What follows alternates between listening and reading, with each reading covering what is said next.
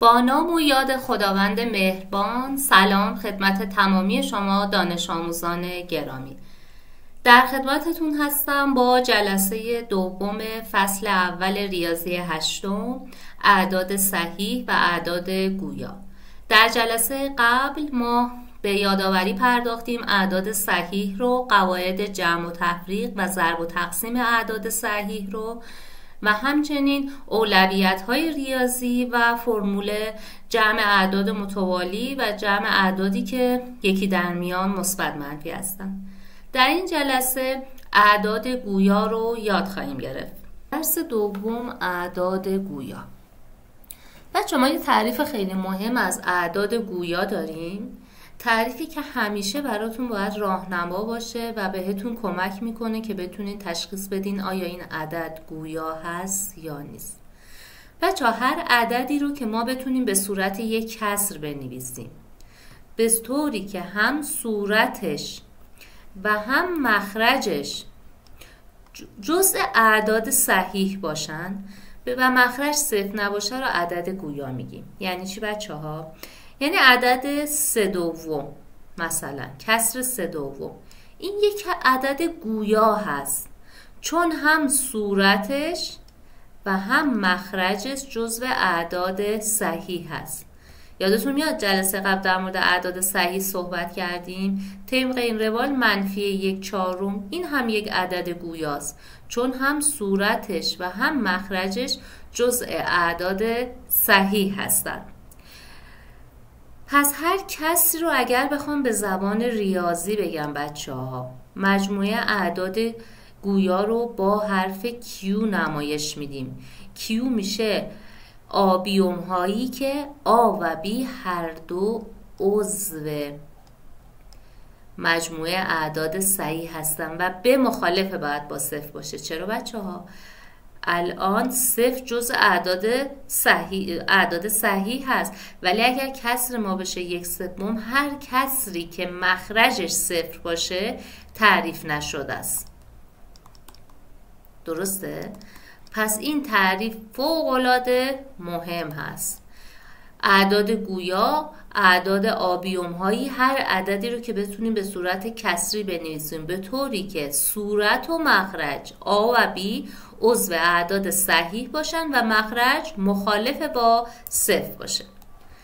طبق این توضیح که بچه‌ها دادیم عددهای طبیعی، اعداد حسابی، اعداد صحیح، اعداد کسری، اعداد اعشاری و اعداد مخلوط و رادیکال هایی که جذر عدد زیر رادیکال مجذور کامل باشه رو عدد گویا میگن. بچه چرا یه عدد طبیعی میتونه عدد گویا باشه؟ عدد طبیعی مثل 13، اینجا مثالش رو داریم. ما 13 رو میتونیم به صورت 13 کسری بنویسیم، درسته؟ هم 13 جزو اعداد صحیح هست و هم 1، پس این یک عدد طبیعی هست، درسته؟ اعداد حسابی بچه نگاه کنیم، مگه صفر جزء اعداد حسابی نبود؟ 0/1 صفر که این مساوی میشه با همون صفر، درسته؟ پس این هم یک عدد گویاست. پس صفر هم بچه ها عددی گویاست چون صفر رو میتونیم به صورت 0/1 بنویسیم. و از طرفی رادیکال 25 یک عددیه که بچه‌ها جذر کامل داره. من اعداد جذر کامل رو دارن رو باید حفظ باشم، حداقل تا شماره 20 باید حفظ باشم که 20 به توان 2 میشه 400، یعنی 400 عددیه که جذر کامل داره. من میدونم 5 تا میشه 25. وقتی من میگم جذر 25 یعنی کدوم عدده که به توان 2 برسه بشه 25. من میتونم 5 به توان 2 میشه 25، درسته؟ پس 25 عددی هست که مجذور کامله، درسته؟ پس میشه 5 به توان 2. پس جذر قراره اون توان 2 رو بگیره، میاد بیرون میشه 5. ببینید اینجا یک عدد مخلوط هست. عدد مخلوط رو ما میتونیم تبدیل بکنیم به یک عدد کسری، درسته؟ و تبدیلش اینجوری بود: 2 رو ضرب در مخرج 4 میکردیم به علاوه 3، یعنی میشد 2 ضرب در 4 به علاوه 3، 2 4 تا 8 تا به علاوه 3 میشد 11 تا. پس این مساوی میشد منفیشو که خودش داره منفی 11 سوم. پس این هم یک عدد گویا هست. بچه‌ها رسیدیم به این عدد اعشاری. هر عدد اعشاری که من بتونم بچه‌ها به صورت مثل 17 انگار میشه 7 تقسیم بر 10 درسته؟ پس این هم میشه یک عدد گویا. به صورت کسری بنویسم میشه عدد گویا. اینم که یه عدد صحیحه. 8 تقسیم بر منفی 3. هم 8 عضو اعداد ضد هست صحیح هست و هم منفی 3. اعداد صحیح رو جلسه قبل ما مرور کردیم، یادآوری میشه اعداد صحیح مثبت 0 و اعداد منفی. اوکی؟ پس اینها جزء اعداد گویا. حالا بچه من از شما میخوام به شما بگم که آیا عدد رادیکال 3 تقسیم بر 2 یه عدد گویاست؟ نه. درسته. بچه 2 جزء مجموعه اعداد صحیح هست، اما رادیکال 3 مگه جزء مجموعه اعداد صحیحه؟ 3 عددی نیست که مجذور کامل باشه، یعنی عددی نیست که به توان 2 برسه بشه 3. درسته که ما ازش بخوایم جذر بگیریم بشه اون عدد. پس مثل رادیکال 25 نیست. پس این عدد یک عدد گویا نیست. اوکی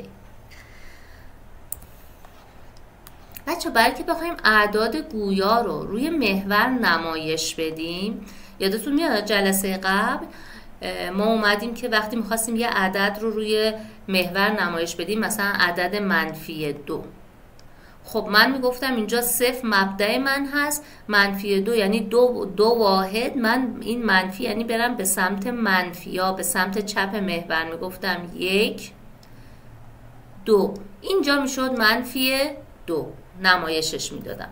اما اگه الان من بخوام یه عدد گویا رو روی محور نمایش بدم چیکار میکنم؟ مثلا عدد منفی 3/4 رو، عدد اولی که اینجاست. بچه ها برای نمایش اعداد گویا روی محور ما ابتدا میایم هر واحد رو به تعداد واحدهای مخرج، نگاه کنید این مخرج تقسیم میکنه. یعنی الان منفی 3/4 اول این منفی که من از 0 باید بیام به سمت چپ محور، من میام این یک واحدم و اینجا عدد منفی 1 به 4 واحد تقسیم میکنم به تعداد واحدهای مخرج 1 2 3 4. درسته؟ حالا میخوام منفی 3/4 رو نشون بدم به تعداد واحدهای صورت. حالا شروع میکنم به شمردن، میگم 1 2 3. پس اینجا بچه ها میشه منفی 3/4 رو. اوکی؟ دوباره میخوام 1/4 رو نمایش بدم روی محور. دوباره روال همین هست، میام هر واحد رو به تعداد واحدهای مخرج تقسیم میکنم. چرا این کار رو میکنم؟ به دلیل اینکه من چون عدد کسری دارم، درسته، یه واحد کامل که ندارم، پس میام به تعداد واحدهای مخرج تقسیم میکنم. چون 1/4 یه عدد مثبته، من از 0 باید بیام به سمت راست، یک واحدش رو اومدم به 4 قسمت تقسیم کردم. حالا گفته 1/4 به تعداد واحدهای صورت شروع میکنم به شمردن 1. پس اینجا میشه عدد 1/4. بچه این عدد مخروط رو چطور نمایش بدم؟ منفی 2 و 1/4. عدد مخروط یعنی چی؟ میگه منفی 2 واحد کامل و 1/4 واحد. مفهومش اینه، هم میتونم تبدیلش بکنم 2 و 1/4 رو بچه ها، منفی 2 و 1/4 رو هم میتونم تبدیلش بکنم به عدد کسری، بگم 2 4 تا 8 تا 2 ضرب در 4 به علاوه 1 میشه 9. پس علامتش که همینجاست تغییر نمیکنه، 9/4 میشه. هم میتونم اینجوری بهش نگاه بکنم، بگم منفی 2 و 1/4. اولا که منفی از 0 باید برم به سمت چپ محور، منفی 2 یعنی باید 2 واحد کامل بشمارم، 1 واحد کامل 2 واحد کامل. 1/4 یعنی چی؟ 1/4 یعنی واحد بعدی رو تقسیم بر 4 کنم، 1 واحدش میشه منفی 2 و 1/4. یا اگه تبدیل مثل اینجا به یک عدد کسری کردم، منفی 9/4.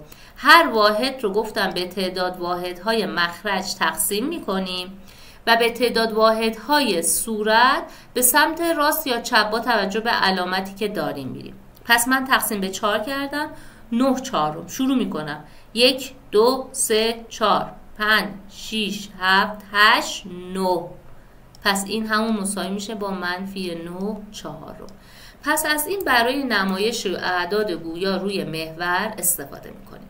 جلسه قبل ما در مورد قرینه صحبت کردیم. قرینه اعداد صحیح رو گفتیم با منفی نشون میدیم. قرینه یعنی تغییر علامت، یعنی اگه علامتش مثبت عدد میشه منفی، اگه منفیه میشه مثبت. قرینه یا به عبارتی فاصله عدد تا صفر، تا مبدأ صفر رو به همون میزان به سمت دیگه محور میریم. درسته؟ جلسه اول گفتیم.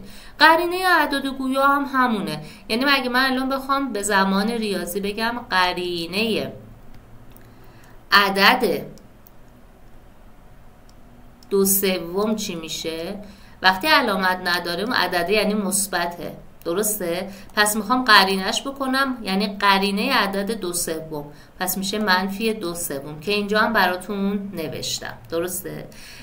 بچه یه جورایی دیگه یادتون میاد در ضرب اعداد صحیح گفتیم که منفی در مثبت میشه منفی، پس جواب این میشه منفی 2/3. یعنی اینطوری هم میشه بهش نگاه کرد. بچه قرینه عدد گویای منفی 7/5، منفی 7/5 قرینه یعنی برعکس کنم علامتشو، منفیه یعنی میشه مثبت، یا منفی در منفی مثبت، هر دو بهش نگاه بکنیم درسته. قواعد قرینه‌ای که جلسه قبل بهتون گفتم این جلسه هم همون نکات هست. یعنی قرینه یک عدد میشه خود اون عدد و قرینه یک عدد مساوی میشه با حاصل میشه قرینه خود عدد. یعنی اگه تعداد دفعات قرینه زوج یا فرد باشه فرق میکنه. خب حالا برسیم سراغ معکوس. معکوس بچه‌ها یعنی جای صورت و مخرج عوض بشه. همینقدر ساده. اگه من بخوام یعنی ربطی معکوس ربطی به علامت عدد نداره، فقط جای صورت و مخرج عوض میشه. الان من بخوام منفی 11/6 رو معکوسش کنم، علامتی که گفتم به علامت کاری ندارم. درسته؟ پس جای صورت و مخرج عوض بشه میشه 6/11. بچه ها زمانی نکته خیلی مهم، اینجا از من معکوس یک عدد مخروط رو خواسته. بچه ها هر زمان که از شما معکوس یک عدد مخروط رو خواست، شما باید ابتدا اون رو تبدیل به عدد کسری بکنید. درسته؟ چون به دست نمیاد، ممکنه اشتباه کنید. 4 3 تا 12 تا 12 به علاوه 2 میشه 14. مخرجم که 3، علامتش هم که کاری نداریم همونه. پس منفی 4/3 اینجا مساوی میشه با منفی 14/3. حالا اینو معکوس میکنم. معکوس این گفتم یعنی من تو معکوس به علامت کاری ندارم، فقط جای صورت و مخرج عوض میشه منفی 3/4. اگر من به شما بگم معکوس قرینه، یعنی من اول باید اینو قرینش کنم. قرینش میشه اینجا می نویسم. قرینش مساوی میشه با قرینه یعنی تغییر علامت، منفیه میشه مثبت، میشه 14/3. معکوسش میشه 3/14. جوابا رو نگاه کنین. اگر معکوس تنها میکردم میشد منفی 3/14. وقتی که معکوس قرینه کردم شد 3/14. پس قرینه یعنی تغییر علامت، معکوس یعنی جای صورت و مخرج عوض بشه. و همینطور که میدونیم علامت یک کسر رو میتونیم هم تو کنار صورت خواستیم بنویسیم، میتونیم تو مخرج قرار بدیم، میتونیم کنار کسر قرار بدیم، فرقی نمیکنه. من الان یعنی منفی 14/3 الان اینجا علامت منفی کنار کسر قرار گرفته، این مساویه با همون منفی 14/3 یا مساویه با 14 به روی منفی 3، هیچ فرقی نمیکنه. بچه اینجا یه روش دیگه از نمایش اعداد گویا رو روی محور داریم میگیم. وقتی میگیم عدد منفی 3/2 رو روی محور نشون بدیم، ما میگفتیم که خب هر واحد رو گفتیم چیکار میکنیم، هر واحد رو میایم به تعداد واحدهای مخرج تقسیم میکنیم، یعنی هر واحد من رو نگاه کنیم 1 2 واحد تقسیم شده، به تعداد واحدهای صورت حرکت میکنیم، 3 تا واحد بعد 3 تا گام بعد حرکت بکنیم در جهت منفی، یعنی منفی 3 دوم میشه 1 2 3 میشه بچه ها. این نقطه همین نقطه ای که علامت زده شده، درسته؟ اینجا میشه منفی 3 دوم. اما اونجا اومده گفته که اومده با یه روش دیگه گفته منفی 3 دوم مگه همون منفی 3 تقسیم بر 2 نیست؟ پس اگر من بیام یه برداری بکشم به طول این عدد منفی 3 که میشه اینجا 0 میشه این منفی 1 منفی 2 منفی 3، بعد تقسیم بر 2 یعنی بیام اینو به 2 واحد مساوی تقسیم کنم، همین واحدی که کشیدم، پس این جایی که میفته میشه همون منفی 3 دوم. دوباره اومدیم یه مثال براتون زدیم با منفی 5 سوم، یعنی منفی 5 رو کشیدیم، درسته؟ اگر بخوایم اینو به کمک محور کامل کنیم میگیم منفی 5 سوم مساوی با همون منفی 5 تقسیم بر 3. منفی 5 رو کشیدم، اینو به 3 قسمت مساوی تقسیم کردم، پس این تیکش مساوی میشه با منفی 5 تقسیم بر 3. خب مبحث بعدی تساوی کسرها هست.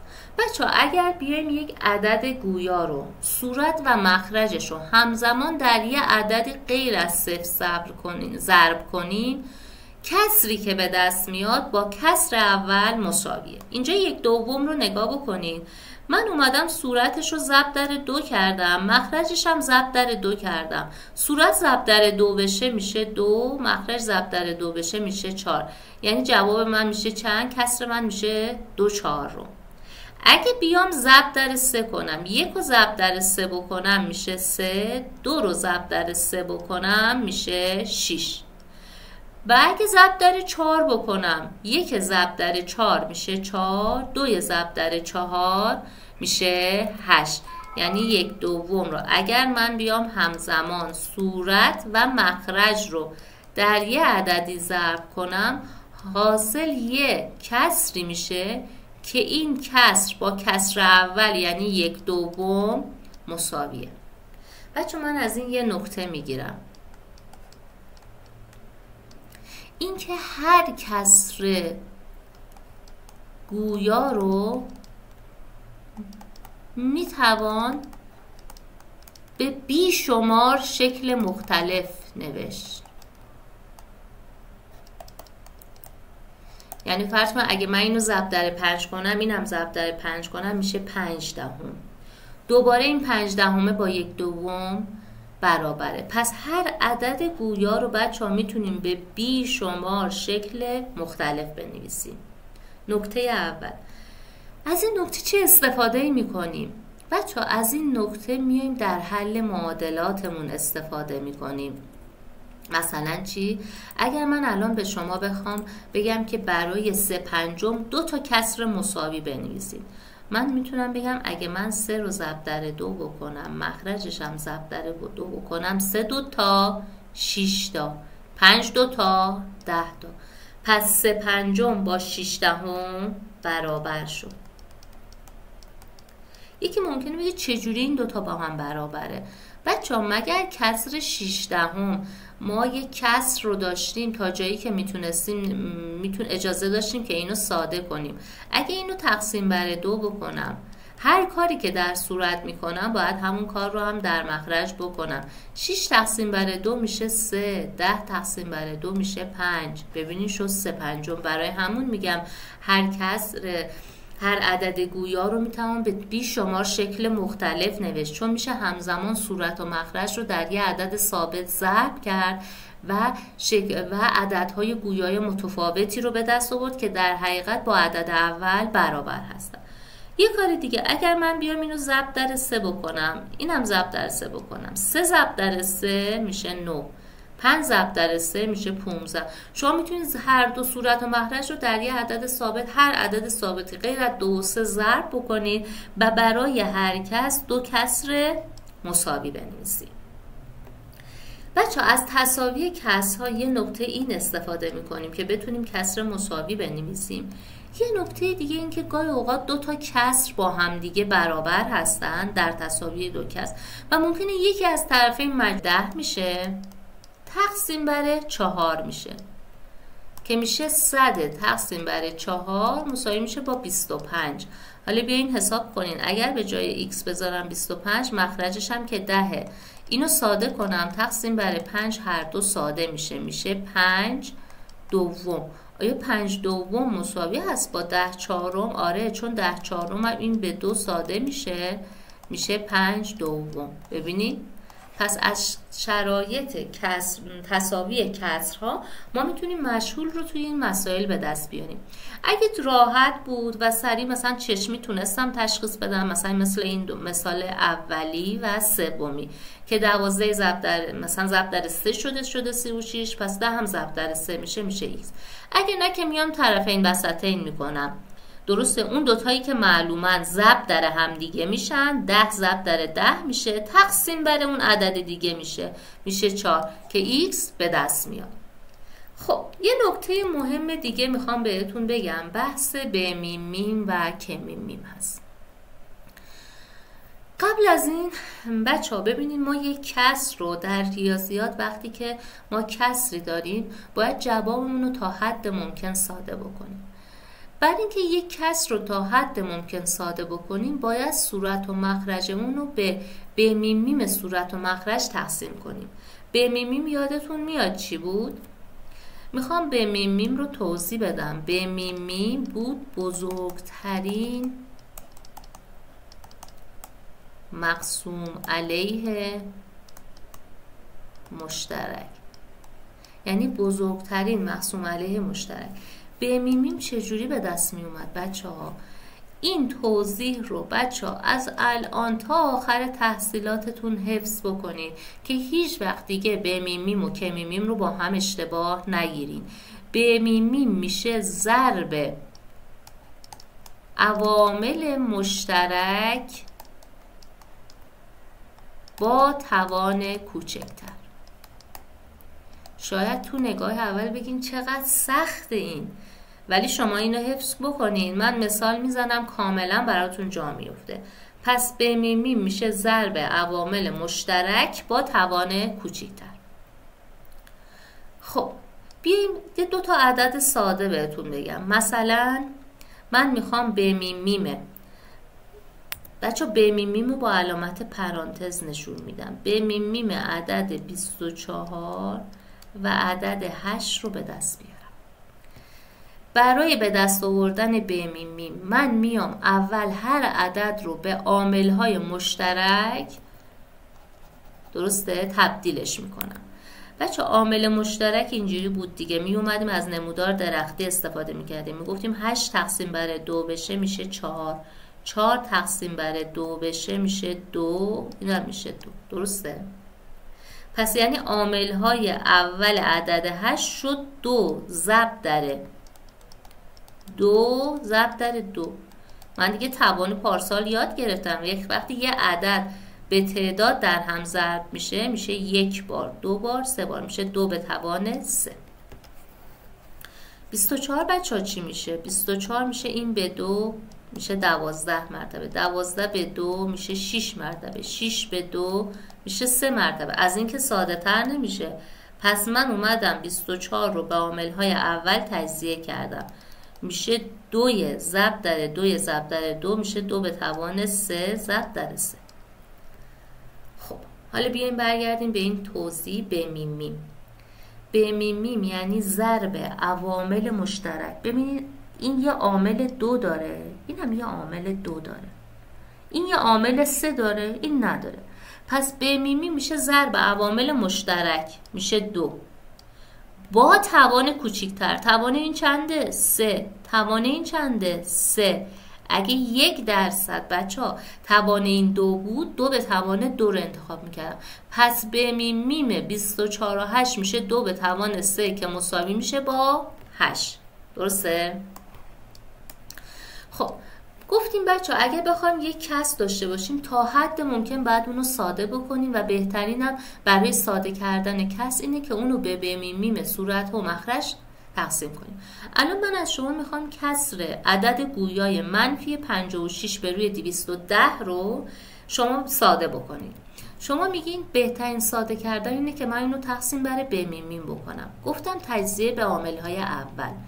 56 چون زوجه به 2 بخش پذیره، درسته؟ این به 2 بخش پذیره میشه 28. 28 هم زوجه به 2 بخش پذیره میشه 2 تقسیم بر 14. 14 هم زوجه میشه 2 به روی 7. دیگه بچه 7 عامل اول دیگه تجزیه نمیشه. پس 56 میشه 2 1 2 3.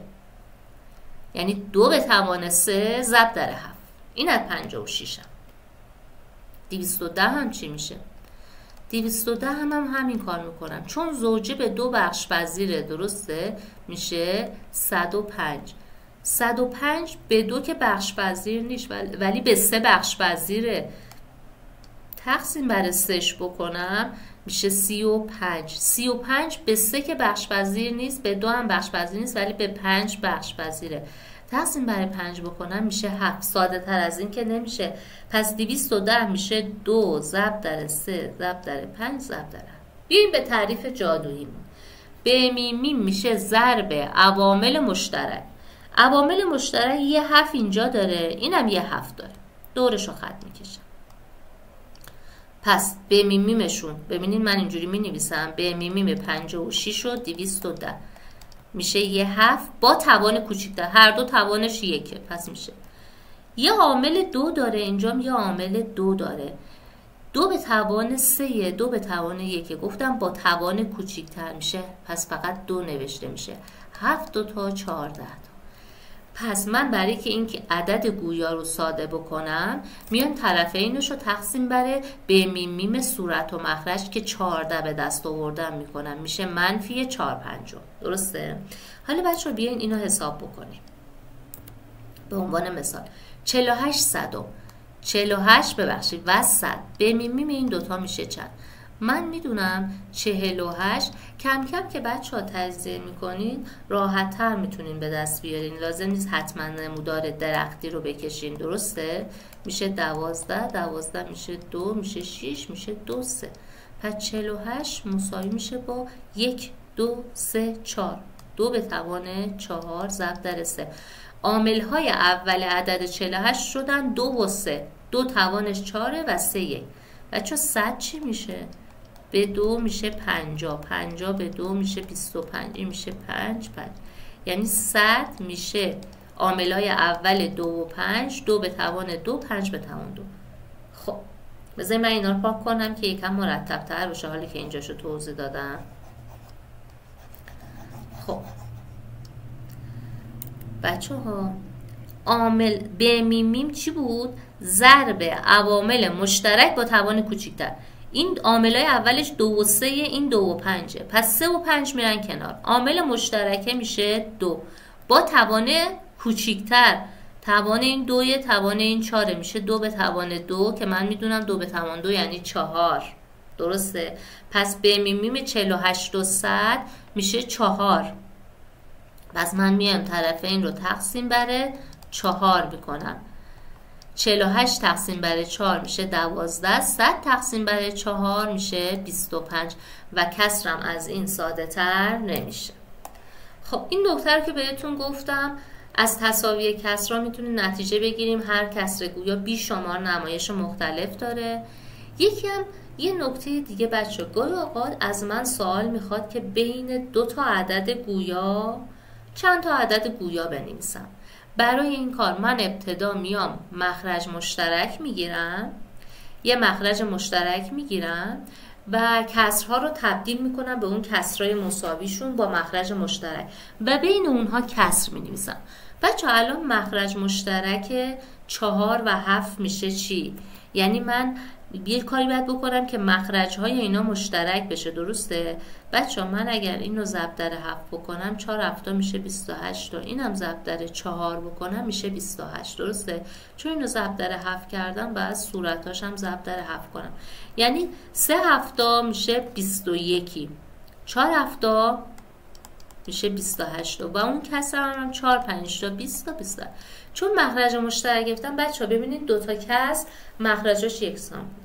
بچه ها اگه تو این مرحله که از من خواسته بود بین دوتا عدد گویا 2 عدد بنویسم، اگه مخرجا که 28، اگه صورت ها با هم فاصله داشت، یعنی اگه به جای 28 میشه 16 28، من میتونستم بینش بنویسم 17 18 19 20 تا 28 میشد اعداد گویا. وقتی که مثال به گونه ایه که صورت ها به هم نزدیک دیگه، بین 20 و 21 من چه عدد گویا بنویسم؟ دوباره میام هر دو طرف رو در یه عدد ثابتی ضرب میکنم، هر عدد ثابتی. مثلا 21 ضرب در 3 بچه‌ها میشه 63، 28 ضرب در 3 هم میشه 84. پس بین 63 84 و 60 80 که شد 20 ضرب در 3 و 28 ضرب در 3، من میتونم بنویسم بین 60 و 63 61 و 62 اعداد گویا بنویسم. پس بچه ها هر زمان خواستم بین دو عدد گویا چند عدد گویا بنویسم، ابتدا مخرج مشترک میگیرم که مخرجا یکی بشه. بعد اگر دیدم صورت ها به هم نزدیکن، مثل اینجا 20 و 21 که من بینش عدد نمیتونم بنویسم، اگه فاصله داشتن که راحت مینویسم. اگر که فاصله شون کم بود میام هم هر دو کسر رو در یه عدد صحیح ثابت ضرب میکنم و بین اونها میتونم کسر بنویسم. پس یه نکته مهم، بین هر دو عدد کسری میتونیم بیشمار کسر بنویسیم. بچه این نکته آزمون ورودی ها هست، مثلا میگه بین دو عدد گویای مثلا یا بین عدد گویای 0 و 1 میتوان بیشمار کسر نوشت، یا بین دو عدد دیگه میتوان بیشمار کسر نوشت. درست غلط تو گزینه‌های درست و غلط بیاد درسته. چرا؟ طبق این مثلا الان اگه من 21 رو ضرب در 4 بکنم، اینم ضرب در 4 بکنم، بینش اعداد گویای بیشتری میتونم پیدا بکنم.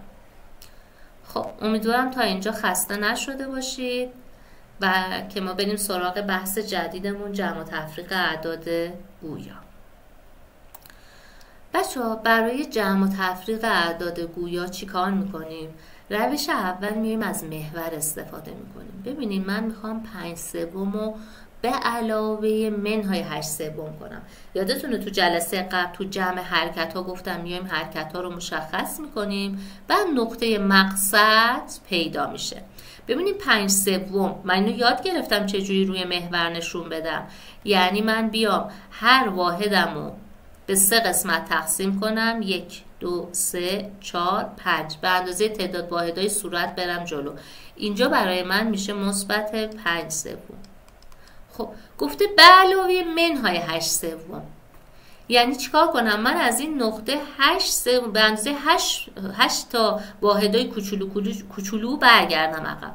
میشه 1 2 3 4 5 6 7 8 میرسم به اینجا، میشه نقطه مقصدم.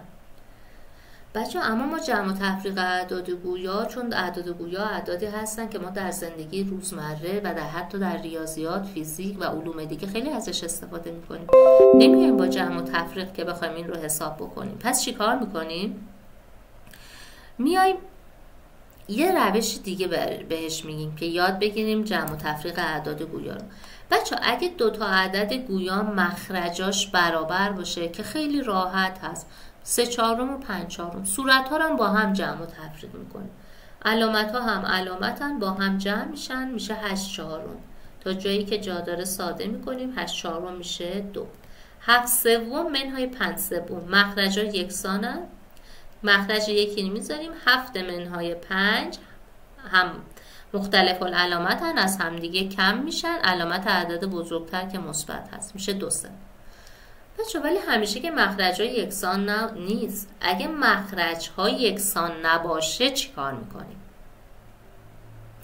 بچه اگه مخرج ها یکسان نباشه من باید مخرج مشترک بگیرم. بچه مخرج مشترک بین دو عدد میشه همون که میم میم. یادتونه ب میم میم رو توضیح دادم، حالا میخوام که میم میم رو بهتون بگم.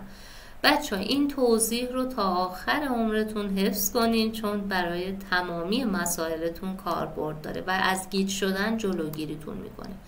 به میم رو گفتیم چی؟ ضرب عوامل مشترک با توان کوچکتر. که میم میشه ضرب عوامل مشترک و غیر مشترک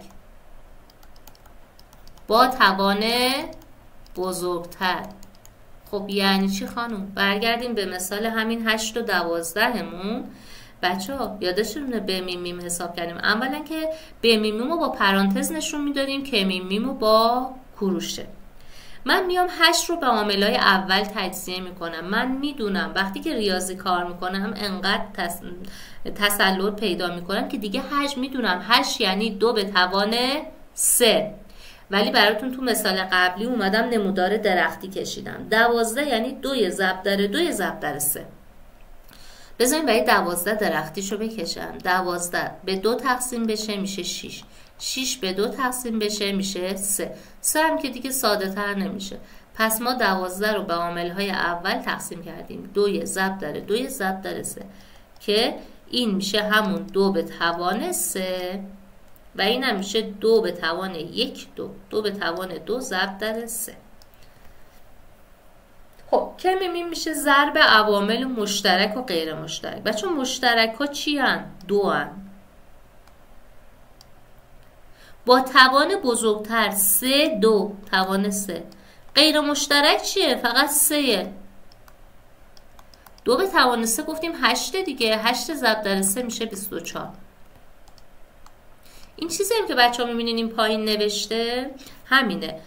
گفته عوامل مشترک. من این یه مشترک دارم، پس به جای این یه 2 میذارم. توان هر دو که 1 اینجوری. اینم یه 2 میذارم و غیر مشترک ها میشن 2 و 3. یه 2 و 3 دیگه هم میذارم میشه 24. پس بچه ها که میم میشه ضرب عوامل مشترک و غیر مشترک با توان بزرگتر. وقتی من میخوام مخرج مشترک به دست بیارم از که میم استفاده میکنم و وقتی میخوام کسر رو ساده بکنم از به میم استفاده میکنم. خب اجازه بدین من اینجا رو یه خط بکشم. اینجا اشتباه تایپی داره و اینو با هم دیگه حل کنیم. بچه ها من میخوام منفی 2/3 رو منهای منفی 4/5 کنم. درسته؟ اینجا هم اشتباه تایپی داره. من باید اول مخرج مشترک بگیرم. مخرج مشترک گفتم چی میشه بچه ها؟ که میم. که میم میشه که میم 3 و 15.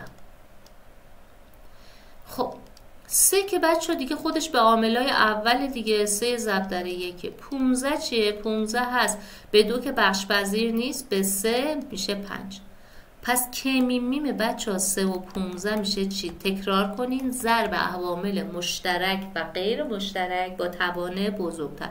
عامل مشترک هر دو 3 توانش که 1 پس 3 ضرب در 5. پس که میم این دو عدد میشه 15. پس من چیکار میکنم برای اینو حساب کنم؟ میام که میم مخرج مشترک گرفتم دیگه. میشه مخرج مشترک شد 15. 15 رو می نویسم.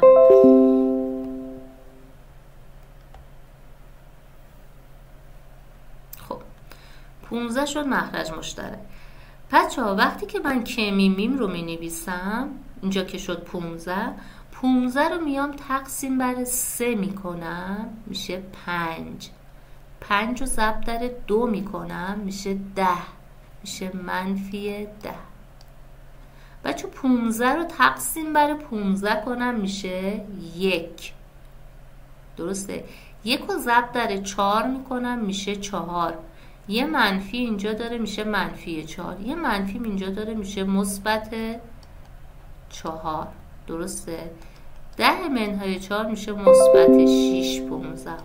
هر دوی اینها به 3 بخش پذیرن. این به 3 میشه 2. این به 3 میشه 5. جواب من میشه 2/5. بچه من تا قبل از این می اومدم مخرج مشترک می گرفتم. اگه این روشم انجام بدین درسته، می گفتین اینا رو چیکار بکنم؟ مخرجا رو یکی بکنم. می گفتین اگه اینو ضرب در 5 بکنم، اینم ضرب در 5 بکنم، این میشه 15. پس اینو لازم نیست ضرب در چیزی بکنم. 2 5 تا میشد 10 تا، 3 5 تا میشد 15 تا، علامت منفی داشت. این علامت میشد مثبت، منفی در منفی، یا قرینه عدد منفی 4 15 که میشه مثبت 4 15. اینم که میشه 4 15. درسته؟ مخرجا گفتیم وقتی اعداد گویا مخرجا یکی هست، صورت ها از هم جمع و تفریق میشن، میشه 6 15 که ساده میشه همون 2 5. اما همیشه به این سادگی نیست. پس ما میایم که برای مخرج مشترک کمی میم میگیریم و وقتی کمی میم گرفتیم کمی میم رو به عنوان مخرج مشترک در نظر میگیریم.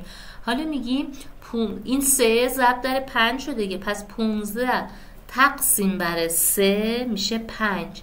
صورتم باید ضرب در همون 5 کنم. این طرز محاسبات از کجا اومد؟ از اونجایی اومد که من هر کاری تو صورت میکنم و تو مخرج هم انجام بدم. بیاین یه مثال دیگه حل بکنیم. 8 دوازدهم منهای 12 ششم. من میخوام حاصل اینو به دست بیارم. ببینیم بعد برم سراغ کمیمیم. کمیمیم 12 و 16 میشه چی؟ تبدیل میکنم به عامل‌های اول. عامل‌های اول این میشه 2 به توان 2 ضرب در 3.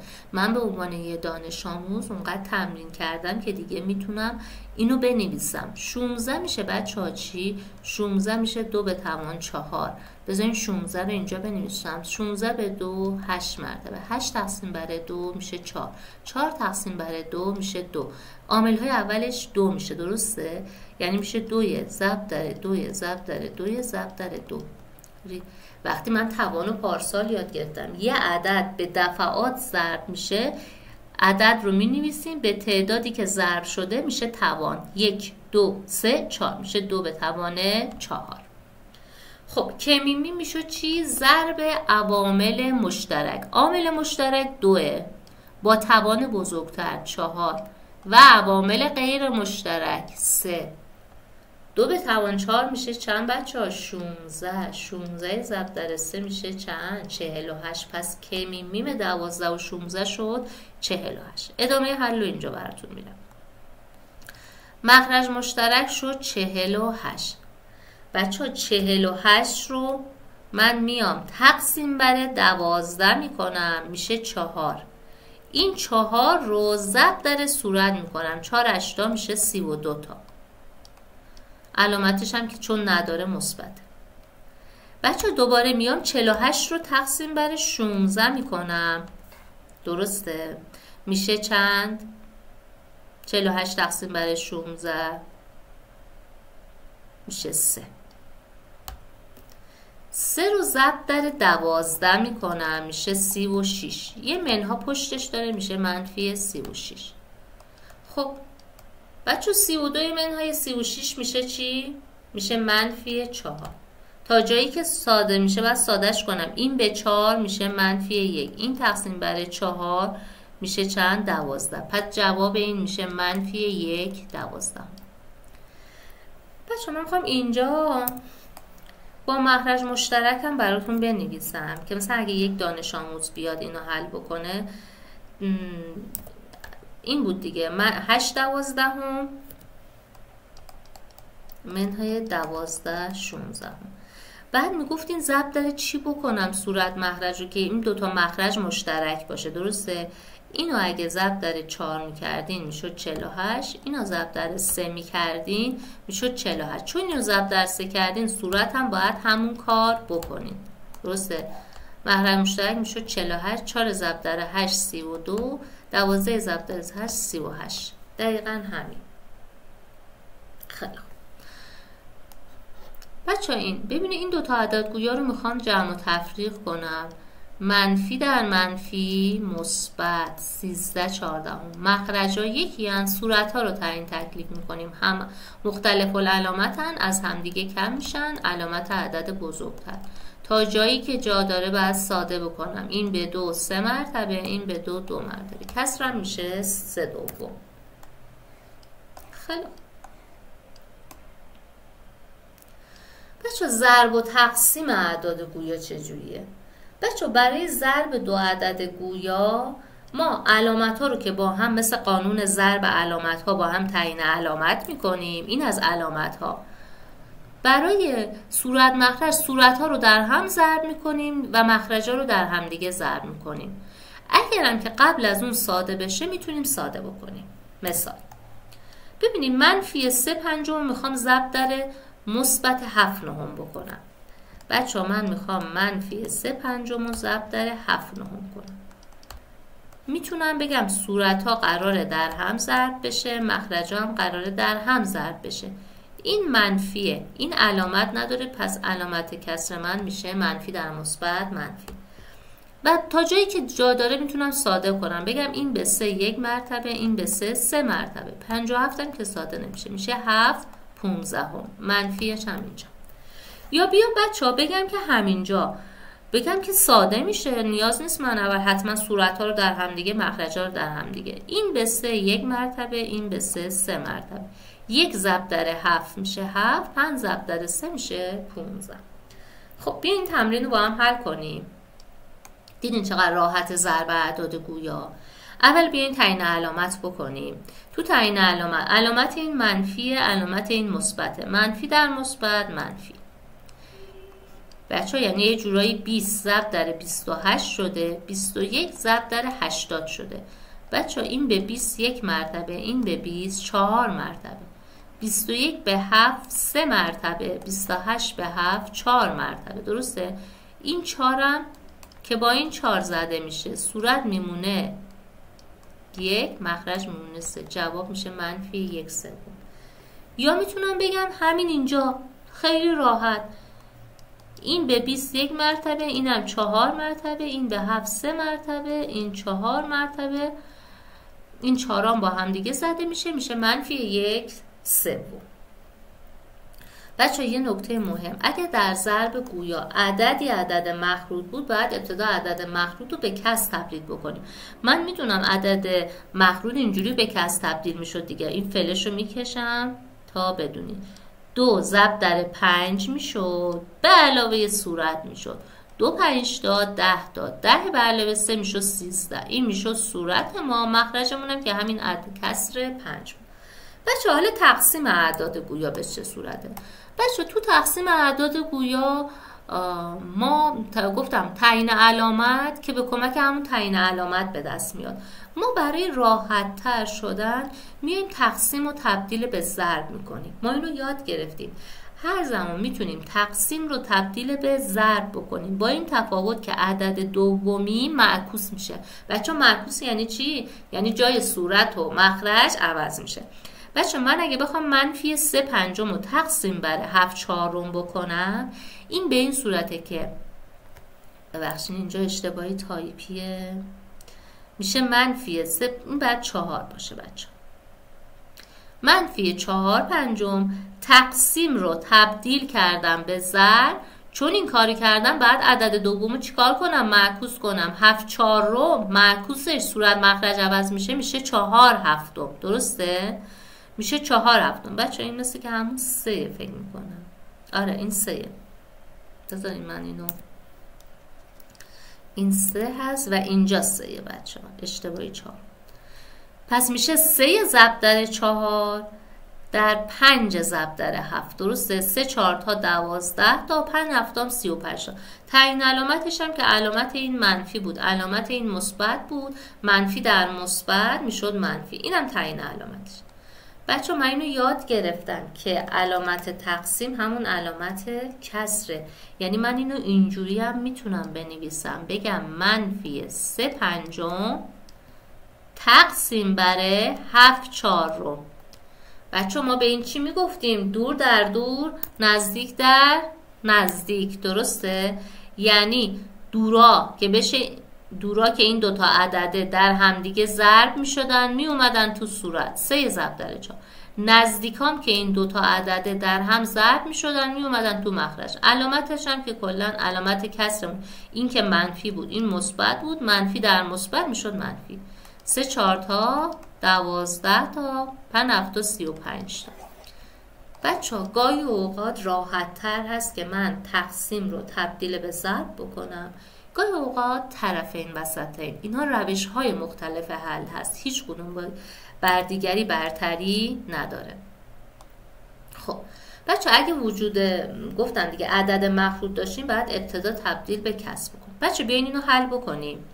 منفی 3/5 تقسیم بر 2/15. این مثل این میمونه که من بنویسم منفی 3/5 تقسیم رو تبدیل به ضرب بکنم، عدد دوم رو معکوس کنم. معکوس یعنی جای صورت و مخرج عوض میشه ولی علامت تغییر نمیکنه. خیلی خوب، قشنگ شد که این به 5 1 مرتبه، این به 5 3 مرتبه. دیگه ساده تر نمیشه.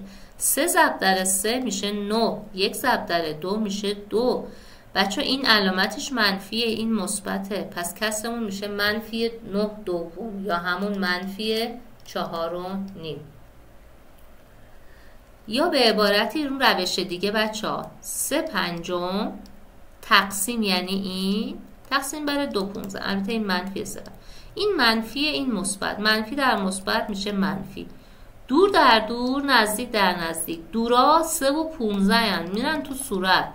نزدیکان 5 و 2 هن، درسته؟ این به 5 1 مرتبه، این به 5 3 مرتبه. 3 3 تا 9/2، اینم که علامتش.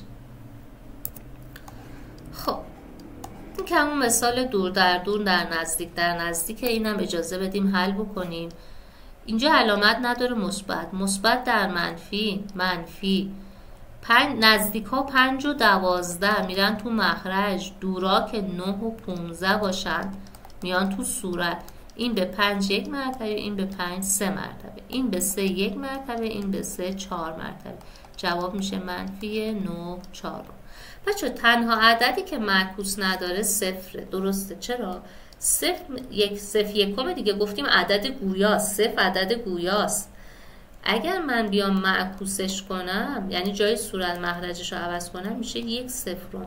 ما گفتیم این میشه تعریف نشده، پس صفر تنها عددیه که معکوس نداره. بچه یه نکته دیگه از معکوس، حاصل ضرب هر عدد در معکوس خودش برابر 1 میشه. بیاین اینو یه ثابتش بکنیم. اول یه مثال عددی بزنم. 2/3 بچه ها معکوسش میشه چی؟ میشه 3/2. حالا بیاین اینو در معکوسش ضرب بکنیم. این 3 با این 3 زده میشه 1. این 2 با این 2 زده میشه، حاصل میشه چی؟ پس حاصل ضرب هر عدد در معکوس خودش برابر 1 میشه. اگر عدد من آبیوم باشه معکوسش میشه چی بچه ها؟ بی آوم. پس این بی با این بی میره، این آ با این آ میره، میشه 1. بچه معکوس عدد 1 میشه چی؟ عدد 1 1 یکم دیگه. اگر معکوسش کنیم میشه 1. پس معکوس عدد 1 میشه خودش. بچه معکوس عدد منفی 1 میشه چی؟ منفی 1 هست، منفی 1 به روی منفی 1، درسته؟ اگه معکوسش کنم که بازم میشه خودش میشه دیگه، معکوسش هم میشه 1. پس معکوس عدد 1 و عدد منفی 1 میشه خود اون عدد میشن. عدد 1 معکوسش میشه 1، معکوس عدد منفی 1 هم میشه 1. خیلی خب یه نکته دیگه بچه گفتم حاصل ضرب هر عدد در معکوسش میشه 1. حالا شما به من بگین حاصل ضرب هر عدد در معکوس قرینش میشه چی؟ بیاین یه مثال عددی بزنیم. اگه عدد ما 2/3 باشه، اینو بخوام معکوس قرینش رو بنویسم. قرینش که اول میشه منفی 2/3، معکوس این میشه منفی 3/2. حالا 2/3 ضرب در منفی 3/2، ببینید این 3 با این 3 میخوره، این 2 با این 2 میخوره، این علامت مثبته، مثبت در منفی میشه منفی 1. پس بچه ها حاصل ضرب هر عدد در معکوس قرینش عدد منفی 1 می شود. پس نکته حاصل ضرب هر عدد در معکوس خودش میشه 1 و در معکوس قرینش میشه عدد منفی 1. خب دوستان عزیز خسته نباشید. ویدیو رو چند بار نگاه بفرمایید. تا براتون جا بیفته. انشاءالله در ویدیوهای بعدی تمرین‌های بیشتر رو بعد از ارائه که درسی که داشتیم تمرین‌های بیشتری رو با هم حل می‌کنیم تا مطلب کاملا براتون جا بیفته. اگر موضوعی سوالی هست در کامنت ها برام بنویسین، پاسخگو خواهم بود. خسته نباشید.